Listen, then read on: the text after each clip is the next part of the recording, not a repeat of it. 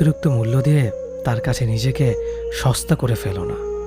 নিজের মূল্যটা ধরে রাখার জন্য হলেও কখনো কখনো কঠোর হওয়া খুব দরকার, কারণ সবাই অতিরিক্ত মূল্য পাওয়ার মর্যাদা বোঝে না। ভালো থাকতে হলে মাঝে মধ্যে একটু নিষ্ঠুর হতে হয়।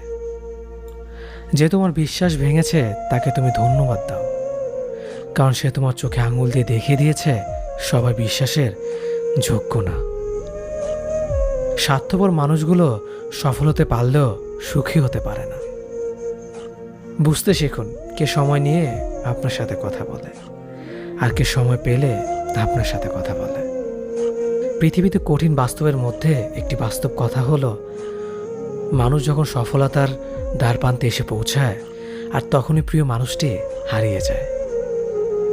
আপনি যখনই একা হয়ে যাবেন তখন আপনার পাশে থাকার মতো হাজার মানুষ খুঁজলেও পাবেন না।